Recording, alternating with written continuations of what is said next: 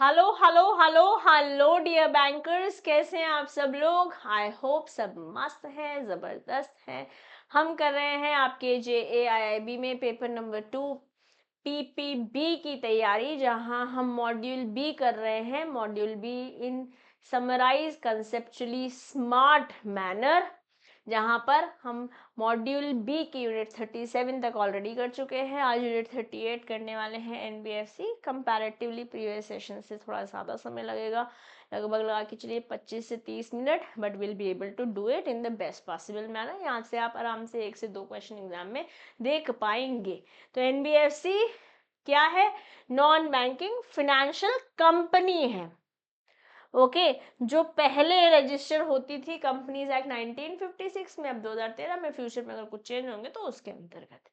Okay it is engage in the business of, क्या business करती है कि NBFC लोन एंड एडवांसेस देती है, एक्वायर कर सकती है share, stock, bonds, debenture, securities जो कि इश्यू करी जा रही है या तो सरकार द्वारा या तो लोकल अथॉरिटी द्वारा।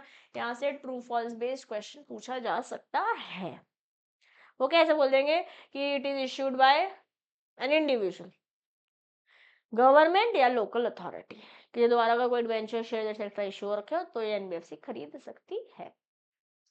लीजिंग में, हायर परचेज में, इंस्ट्रूमेंट इंश्योरेंस बिजनेस में, चिट बिजनेस में, इन सब में एक NBFC इंक्लूड हो सकती है, इन्वॉल्व हो सकती है। इंक्लूड नहीं, इन्वॉल्व हो सकती है। That will be a right word to talk about an NBFC और NBFC।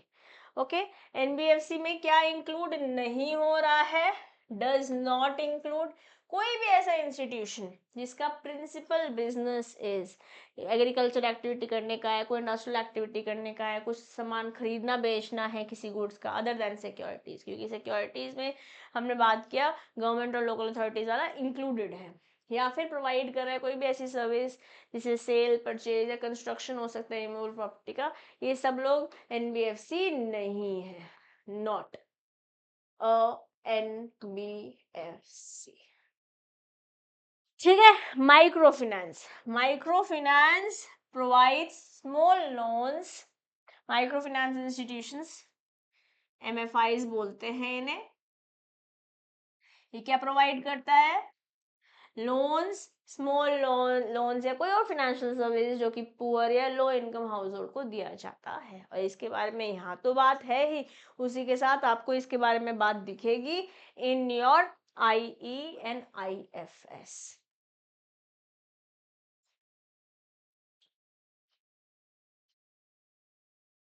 ठीक। अब कहाँ से पैसे लेती है NBFC? What can be the source? जैसे बैंक जो है वो लोगों से पैसे ले रही है, डिपॉजिट्स ले रही है, दैट्स मेन सोर्स। उसी तरीके से यहाँ पर भी पब्लिक डिपॉजिट कहीं ना कहीं NBFC का बेस्ट वे है, बट यहाँ पर ऐसी NBFCs भी है जहाँ पे पब्लिक इंटरफेस ही नहीं है, तो यहाँ पे RBI से अप्रूवल लेना पड़ेगा। देन डिबेंचर्स इशू करके कुछ बैंक से भी उधार ले सकते हैं। NBFC भी बैंक उधार कर सकता है, जहाँ पे या तो दोनों मिलके को लेंडिंग में, किसी को जैसे मेरे को लोन चाहिए, मैं आप क्या NBFC के पास गई, आपने कहा मैं अकेले नहीं दे पाऊंगा, बैंक के साथ दूंगा, दोनों मिलके दोगे, या फिर मैं आपके पास आई, आपने बैंक से लिया, आपने और आपने मुझे दे दिया। That can also be a way. या फिर कमर्शियल पेपर्स के थ्रू भी फाइनेंसिंग करता है एक NBFC to lend further. Okay ये सोर्सेज ऑफ फाइनेंस रहता है NBFC का। अब क्या बैंक NBFC को पैसे दे सकता है? ये तो हमने देखा ही है। बैंक देता है, एक्सटेंड करता है need based working capital facility, और उसी के साथ साथ टर्म लोन भी, मतलब लॉन्ग टर्म लोन भी, कैपिटल लोन्स भी प्रोवाइड करता है एक बैंक NBFC को। ठीक है, वो सारी NBFC जो कि रजिस्टर्ड है RBI के अंतर्गत। RBI से रजिस्टर्ड नहीं होता, आप NBFC कैसे बन पाओगे ना। Yes, and engaged in infrastructure financing, equipment leasing, hire purchase, loan factoring, investment activities subject to guidelines। RBI की guidelines तो fulfill करनी ही होगी, because RBI की guidelines के beyond तो जा ही नहीं सकते हैं। ठीक है, बैंक्स NBFCs को लोन दे सकती है against second hand assets financed by them. मान लेते हैं कि NBFC ने सेकेंड हैंड व्हीकल के लिए मुझे फाइनेंस किया, तो वो बैंक से भी लोन ले सकती है। Purpose, if you remember unit 22, वहाँ पर्पस इंपॉर्टेंट है। लेट्स से मैं एक NBFC हूँ, नहीं, मैं एक इंडिविजुअल हूँ, मैं आपके पास आई एज एन एनबीएफसी, आप एनबीएफसी है, कि मुझे लोन चाहिए। तो आपने कहा किस पर्पस के लिए चाहिए? मैंने कहा मुझे किसी आईपीओ में डालना है पैसे, किसी कंपनी का आईपीओ है वहाँ पैसे डालना है, या किसी कंपनी का शेयर है वहाँ पैसे डालना है। आपने कहा ओके। आप आगे बैंक के पास गए कि बैंक मुझे लोन चाहिए। उन्होंने कहा क्यों चाहिए? आगे लोन देना है। किस पर्पस के लिए देना है? उस बंदे को क्या पर्पस है? तो आपने बताया उसको शेयर्स खरीदने हैं, आईपीओ लेना है। अब बैंक आपको पैसे नहीं देगी। ये बहुत रिस्की प्रपोजिशन है, बहुत रिस्की प्रपोजिशन में बैंक लोन एनबीएफसी को नहीं देती है, जैसे कि the point that I just mentioned. और ये लिखा हुआ भी है हमारे कंटेंट में, जो भी मैं थोड़ी देर में आपके साथ पढ़ने और बताने दोनों वाली। ओके, सारे एनबीएफसीज, एचएफसी इंक्लूड करके, हाउसिंग फाइनेंस कंपनीज जिन्हें हम बोलते हैं, ओके, इनको they are required to be registered with RBI. तो मैम कोई ऐसे एनबीएफसी भी होते हैं जिनको आरबीआई के पास रजिस्टर नहीं करना होता? हाँ, ऐसे होते हैं, एक्सेप्ट फ्यू। कौन कौन है? जैसे कि कोई माइक्रो फाइनेंस कंपनी है, एक कंपनी है, कंपनी एक्ट में तो बनी है, बट आरबीआई की नहीं चाहिए रिक्वायरमेंट, क्योंकि आरबीआई बैंक जैसे काम नहीं करती है। ओके, कोई एआरसी है जो कि आरबीआई से ऑलरेडी रजिस्टर्ड है under as an asset reconstruction company, क्या में सिर्फ ऐसी यूनिट 29 में आपके साथ बातें बहुत सारी कर कर आई हूँ। Give me a moment, my laptop is showing that it will discharge, give me a moment.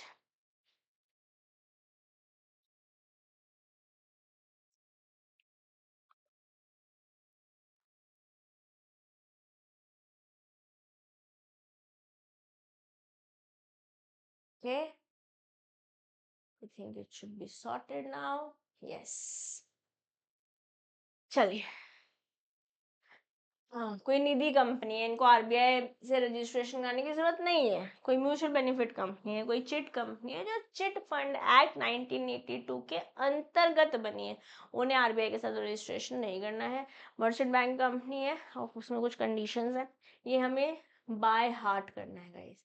यहाँ से क्वेश्चन मैकमिलन में भी दिया हुआ है, एग्जाम में भी आएगा, एग्जाम में भी आया है, आ भी दोबारा सकता है, और मैं आपके साथ जो मॉक टेस्ट पेपर्स करूंगी वहां पर भी ऐसे क्वेश्चन मैं आपके लिए लेकर आऊंगी। वहां पे ऐसे क्वेश्चन दे देंगे कि हाउसिंग फाइनेंस कंपनी को नहीं कराना होता रजिस्ट्रेशन आरबीआई, भैया कराना होता है सारे NBFC including HFC apart from these, but ये हमको लर्न करने हैं, ये हमें लर्न करने हैं। ठीक है, अब NBFCs activity not eligible for bank finance, जैसे मैंने बताया आईपीओ शेयर्स, ऐसे कुछ और एक्टिविटीज है, बताएंगे क्या है। Bill discounted, rediscounted by NBFC, इसके लिए बैंक से आप पैसे नहीं ले सकते as an NBFC. Investment of NBFC is both of current and long term nature in any company. NBFC किसी कंपनी के अंदर चाहे शॉर्ट टर्म चाहे लॉन्ग टर्म इन्वेस्टमेंट कर रही है, इसके लिए लोन नहीं मिलेगा बैंक से एक एनबीएफसी को, by way of shares, debentures etcetera. कोई भी अनसिक्योर्ड लोन है जिसके लिए कोलैटरल नहीं है, जस्ट इन केस डिफॉल्ट हुआ तो पैसे कैसे वापस आएंगे? वही इंटर कॉर्पोरेट डिपॉजिट है एनबीएफसी का, टू और इन एनी कंपनी, इसके लिए बैंक से लोन नहीं मिलता है एनबीएफसी। सारे तरीके के loan and advances by NBFC to their subsidiaries, मतलब मान लेते हैं मैं एनबीएफसी मेरी कोई सब्सिडरी और आप बैंक, तो मैं आपसे लोन नहीं ले सकती आगे लोन देने के लिए टू माय सब्सिडरी। ओके, कोई ग्रुप कंपनी, कोई एनबीएफसी, कोई भी finance to NBFC for further lending to individual for subscribing to IPO. अगर आईपीओ के लिए कोई ले रहा है, मैंने आपको एग्जांपल ऑलरेडी दिया था, वहां पर भी लोन बैंक नहीं देती है, आईपीओ यहाँ पे लिखा हुआ है। And for purchase of shares from secondary market, secondary market क्या होती है? जैसे कंपनी से शेयर खरीदा तो प्राइमरी मार्केट हुई, ऑलरेडी एग्जिस्टिंग शेयर किसी एक बंदे ने दूसरे बंदे से लिया तो वो सेकेंडरी मार्केट हुई। ओके, कोई शेयर्स, कोई debentures can not be accepted as collateral security. मान लेते हैं हमने बोला कि अनसिक्योर्ड लोन अगर है कोई, तो एज एन एनबीएफसी तो बैंक से लोन नहीं ले सकता उसके लिए, बस। बट अगर मान लेते हैं सिक्योर्ड लोन है, बट सिक्योरिटी में कोई शेयर्स दे रखे हैं, कोई डिबेंचर्स दे रखे हैं, और फिर एनबीएफसी बैंक के पास जा रही है लोन लेने के लिए, नहीं मिलेगा। ओके, वेरी इंपॉर्टेंट, इसको कम से कम 2 से 3 बार पढ़ेंगे तभी ये याद होगा, और यहाँ से एग्जाम में क्वेश्चन आ सकते हैं आराम से। काफी इंपॉर्टेंट है, इसलिए मैं यहाँ पर बना देती हूँ आपके लिए हार्ड। ठीक, चलिए अब प्रूडेंशियल सीलिंग क्या है, प्रूडेंशियल सीलिंग एक्सपोजर क्या है और बैंक्स का एनबीएफसी के लिए। अगर सिंगल एनबीएफसी को लोन दे रहा है बैंक, तो maximum 20% of banks tier 1 capital. अगर कनेक्टेड एनबीएफसी मान लेते हैं कि एनबीएफसी है, उसकी सब्सिडरी है, सेम ग्रुप की है, ऐसे दे रहे हैं, तो maximum 25% of that banks tier 1 capital, इतना लोन दिया जा सकता है। मतलब लेट्स से टियर 1 कैपिटल है 100 करोड़, फिर उसका 25% ग्रुप वाले को दे सकते हैं और 20% उस सिंगल एनबीएफसी को दे सकते हैं। Exposure to single NBFC predominantly lending against collateral of gold jewelry. Let's make NBFC जो गोल्ड ज्वेलरी अगेंस्ट ही लोन देती है, प्रीडोमिनेंटली मेजरली। कोई ऐसे एनबीएफसी को बैंक अगर लोन दे रहा है तो maximum 7.5% of the banks tier 1 plus tier 2 capital हो सकता है, और सीलिंग 12.5% तक जा सकती है अगर एडिशनल एक्सपोजर मिल रहा है on accounts of fund on lend by NBFC to infrastructure sector, अगर इंफ्रास्ट्रक्चर को भी दे रखा है तो। ये लर्न करना है data, we have to learn this data. अब आपको लग रहा होगा मैम बहुत डेटा है लर्न करने के लिए पीपीपी में, हाँ ये बात तो है, और बट कुछ हम अभी कर लेंगे, कुछ एमसीक्यूज के थ्रू करेंगे, कुछ मैराथन्स के थ्रू करेंगे, कुछ मैकमिलियन क्वेश्चंस के थ्रू करेंगे। तो टेंशन मत लो, बस सेशंस अटेंड करते रहो, जिसके लिए इस चैनल को सब्सक्राइब कर लो ताकि आप कुछ क्लास मिस नहीं करो। Okay, aggregate exposure to NBFC sector, total मिला के बैंक कितना दे सकता है? बैंक में fix internal limit for their aggregate exposure to all NBFCs put together. Important. Bank खुद डिसाइड कर सकता है, ठीक है। एग्रीगेट एक्सपोजर सारे बैंक्स का having gold loans to extend of 50%। अगर कोई एनबीएफसी है जो गोल्ड लोन्स ही देते हैं वहाँ पे 50%, या फिर more of the total finance, bank should have an internal sub limit on their aggregate NBFC of such NBFC. जैसे एनबीएफसी 1, एनबीएफसी 2, एनबीएफसी 3 तीनों ही गोल्ड लोन में डील करती है, तो उनका टोटल 50% हो सकता है लोन जो बैंक एनबीएफसी ऐसी एनबीएफसी को दे रहे हैं जो अगेन बेसिकली गोल्ड के ही देते हैं, तो आगे लोन है जैसे सिक्योरिटी। ठीक, ओके।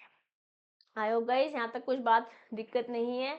अगर लग रहा है कुछ परेशानी है तो यहाँ पॉज कीजिए, पीछे एक बार देखिए और फिर ही आगे बढ़िए, क्योंकि ये डेटा इम्पॉर्टेंट है, ये फैक्ट हमें लर्न करने हैं। ओके, चलिए अब ऑनलाइन एक तो था कि बैंक से एनबीएफसी ने लोन लिया और फर्दर दे दिया, अब ये दोनों मिलकर लोन दे रहे हैं, मतलब मैं गई एनबीएफसी के पास या बैंक के पास, दोनों ने मिलकर मुझे लोन दिया। मान लेते हैं एनबीएफसी ने ओके कर दिया, बैंक ने नहीं किया तो नहीं मिलेगा लोन, उतना नहीं मिलेगा जितना बैंक ने मना किया है। अगर बैंक कोई डॉक्यूमेंट मांग रहा है तो मुझे देना होगा, ठीक है। चलो क्या लिखा हुआ है पढ़ेंगे। Banks can extend loans to NBFC for the purpose of on lending to the priority sector. This mode is not applicable. किसके लिए applicable नहीं है? ये applicable नहीं है RRBs के लिए, ये applicable नहीं है अर्बन कोऑपरेटिव बैंक्स के लिए, कमर्शियल बैंक्स के लिए, सॉरी, ये नहीं एप्लीकेबल है लोकल एरिया बैंक्स के लिए, ये स्मॉल फाइनेंस बैंक के लिए भी एप्लीकेबल नहीं है, नॉट एप्लीकेबल, ठीक है। अगर कोई लोन दिया जा रहा है एमएफआई को, माइक्रो फाइनेंस इंस्टीट्यूशन को, कोई ट्रस्ट को, कोई सोसाइटी को, यहाँ पे ऑन लेंडिंग पॉसिबल है, साथ मिलकर दे सकते हैं। Loan to NBFCs for on lending is eligible for classification as priority sector. मान लेते हैं प्रायोरिटी सेक्टर बैंक को 18% एग्रीकल्चर को देना है, बट वो खुद नहीं फुलफिल कर पा रही और एनबीएफसी को आगे किसी एग्रीकल्चर को देना है, तो बैंक एनबीएफसी को दे और एनबीएफसी किसी एग्रीकल्चर वाले को दे, तो ये टोटल 18% में ये बैंक जो दे रहा था इंडिविजुअली वो एनबीएफसी के थ्रू दे रहा है, उसमें भी ओके हो जाएगा, ठीक है। Loans to NBFC, okay, this is done. Loan to housing finance companies approved by National Housing Board. Bank credit to NBFC including HFC's housing finance company for on lending should be within 5%. HFC में 5% और total priority sector से ज़्यादा नहीं हो सकता,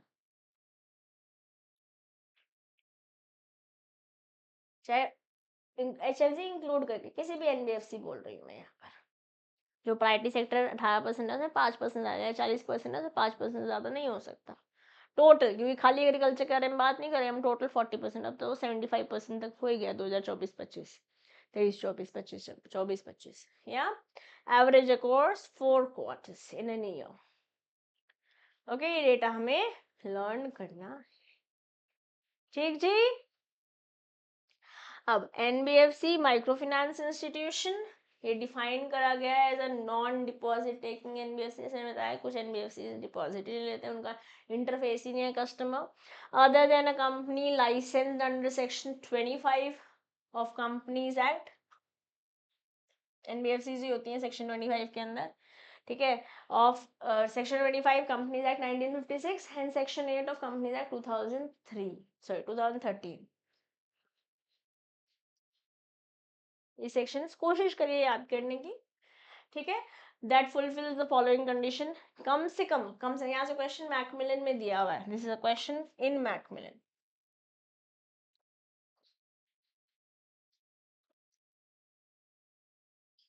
तो important है, ध्यान से सुनिएगा मुझे।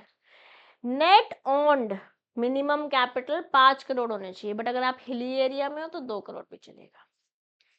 हिली एरिया ना actually north eastern region 5 crore, okay, और नॉर्थ ईस्टर्न है तो 2 करोड़। क्वालिफाइड एसेट क्या है, not less than 85% of net asset to be qualifying asset. Qualifying asset होना चाहिए, मतलब जो एनपीए नहीं हो रहा है, ओके। ये सिंपल डेटा है बट इंपॉर्टेंट है, पूरा ये चैप्टर अपने आप में काफी इंपॉर्टेंट है। MFIs माइक्रो फाइनेंस इंस्टीट्यूशन जो एग्जेम्प्टेड है रजिस्ट्रेशन के लिए, वो कौन है, अगर कोई इनमें से कुछ आप क्राइटेरिया फुलफिल करते हो, ठीक है, तो आपको रजिस्ट्रेशन नहीं कराना होता है। अगर आपका पर्पस और क्वांटम ऑफ क्रेडिट जो है वो 50,000 से ज्यादा नहीं है किसी बिजनेस एंटरप्राइज को, या फिर 1,25,000 से ज्यादा नहीं है किसी ड्वेलिंग यूनिट को, किसी टू अ पुअर पर्सन, तो आपको रजिस्ट्रेशन नहीं चाहिए। अगर आप लाइसेंस होल्ड करते हो under section 25 of companies act 1956 and section 8 of companies act 2013, आपको नहीं चाहिए registration, okay.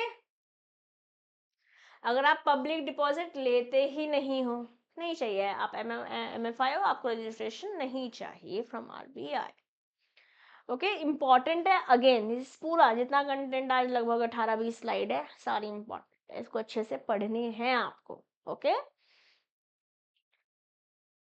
Prudential norms, tier 1 and tier 2 capital 15% से कम नहीं होनी चाहिए, अगर मैं एग्रीगेट बात कर रही हूँ वेटेड एसेट के, और tier 2 capital not exceed tier 1 capital. ये अपने आप में दोनों ही स्टेटमेंट आपसे स्टेटमेंट 1, स्टेटमेंट 2, स्टेटमेंट 3, स्टेटमेंट 4 दे देंगे, और फिर ABC में बताना होगा 1 एंड 2 सही है, 2 और 3 सही है, ऐसे ऐसे करके ऑप्शन दे देंगे। तो यहाँ से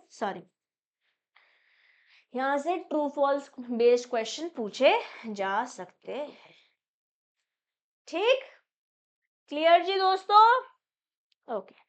असेट क्लासिफिकेशन नॉर्म, ये तो हम ऑलरेडी एनपीए चैप्टर में पढ़ के आए यूनिट 29 में, 28 में, सॉरी 27, 28 डॉक्यूमेंटेशन एनपीए सब जारी बात करिए, सब standard, doubtful, loss, NPA 90 days से ज्यादा, पूरी डिटेल में बात करके आए, वही बात यहाँ पर लिखी हुई है। असेट क्लासिफिकेशन, स्टैंडर्ड असेट में कोई डिफॉल्ट रिपेमेंट है नहीं, सारे पैसे जो दिए थे वापस आ गए हैं, तो स्टैंडर्ड असेट है। एनपीए में 90 डेज से ज़्यादा हो चुके हैं तो इंटरेस्ट नहीं आया, तो प्रिंसिपल नहीं आया, और इस एनपीए में फर्दर क्लासिफिकेशन है, सब स्टैंडर्ड, डाउटफुल एंड लॉस। इसकी डिटेलिंग मैं नहीं कराऊंगी इस चैप्टर में, क्योंकि हम ऑलरेडी कर चुके हैं, मैकमिलन में दी हुई है, बट क्योंकि हम ऑलरेडी कर चुके हैं इसलिए इस बारे में बात नहीं करें, ये ऑलरेडी रिपीटेड है, ये हमने कर लिया है, बट इम्पॉर्टेंट है, ओके, इम्पॉर्टेंट है ना। Okay, this is already done. Now, this is important. Okay, this is all important not only here for GIB but also for CAIIB. ध्यान से मेरी बात को सुनना है, ठीक है। अब रिजर्व बैंक ने एक रिवाइज्ड रेगुलेटरी फ्रेमवर्क बनाया जो कि 1 अक्टूबर 2022 से एप्लीकेबल हो गया। ये डेट हाँ हमारे लिए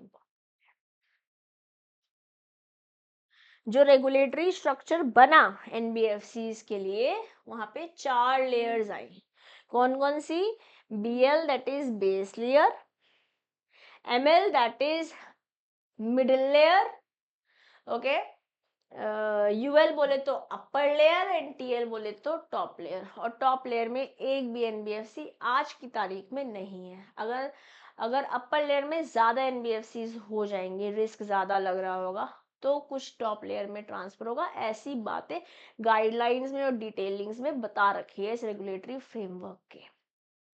base layer, mid layer, you upper layer and top layer.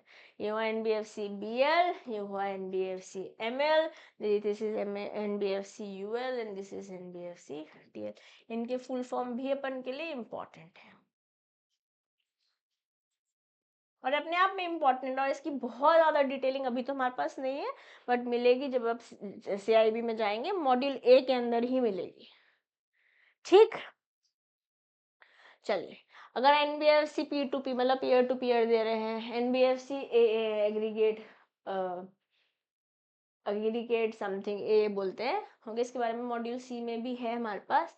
एनओएफएच सी है, या कोई भी एनबीएफसी जो पब्लिक फंड एक्सेप्ट नहीं करती है, कस्टमर इंटरफेस उनका नहीं है, वो सारे के सारे बेस लेयर में रहने वाले हैं। कोई एनबीएफसी डी है, डिपॉजिट जो लेती है, कोई सीआईसी है, क्रेडिट इंफॉर्मेशन कंपनी है, कोई इंफ्रास्ट्रक्चर कंपनी है एनबीएफसी आईएफसी, कोई हाउसिंग फाइनेंस कंपनी है एनबीएफसी, ये सब इंक्लूड हो जाते हैं मिडिल लेयर में या फिर अपर लेयर में, अगर कोई बेस लेयर में नहीं है तो। अगर कोई एसपीडी है, यहाँ से एग्जाम्पल क्वेश्चन पूछा हुआ है, सीआईआईबी में क्वेश्चन आया हुआ है, अभी तक हमारे पास नहीं आया है। अगर कोई एसपीडी है वो मिड लेयर में आता है, एमएल में आता है, ओके।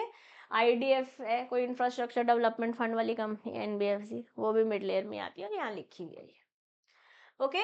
अब एनबीएफसी जैसे कि एनबीएफसी आईसीसी एमएफआई एमजीसी, ये कहीं भी हो सकती है, किसी भी लेयर में हो सकती है, डिपेंड करेगी डिपॉजिट ले रही है नहीं ले रही है, 1000 से ज़्यादा असेट साइज है, 1000 करोड़ से 1000 से नीचे असेट साइज है, it will depend, okay. Government owned NBFC वो बेस लेयर में रहेंगी या फिर मिड लेयर में रहेंगी, ये अपने आप में इंपॉर्टेंट स्टेटमेंट है। ये स्टेटमेंट जो हमने पिछले स्लाइड से इस स्लाइड तक पढ़ी है, यहाँ से आपको एग्जाम में ट्रू फॉल्स बेस्ड क्वेश्चन पूछे बिल्कुल आराम से जा सकते हैं। ऐसे क्वेश्चन बहुत सारे पूछते जाते हैं, सिंगल स्टेट लाइन क्वेश्चन कम आते हैं, 3-4 स्टेटमेंट्स के बाद एबीसीडी उनके कोड्स वाले क्वेश्चन ज़्यादा आते हैं, ठीक है। बट हमें हर तरीके से तैयार होना होगा, क्योंकि हम इंडिविजुअली रेडी हैं तो हम कंबाइंड क्वेश्चंस के लिए भी रेडी हो ही जाएंगे, ठीक है ना। And with this we are done with unit 38 also. Unit 39 भी ऑलमोस्ट सिमिलर टाइम लेगा, ठीक है, और हम आराम से उस चैप्टर को भी कर लेंगे। जैसे मैंने बोला था आपको लगभग 25 मिनट लगेंगे, 23 मिनट अपन को लगे हैं to complete this topic, okay. बाकी मिलते हैं आपसे नेक्स्ट सेशन में। For now, I'll take your leave. This is your friend and your teacher, CM Disha Dua, signing off for today. Bye-bye, dear bankers. और CM में दिशा दुआ Telegram group जरूर join कर लीजिए, ताकि आप मेरे से बातचीत कर सकें और नोट्स का भी एक्सेस आपको मिल पाए। Bye bye for now.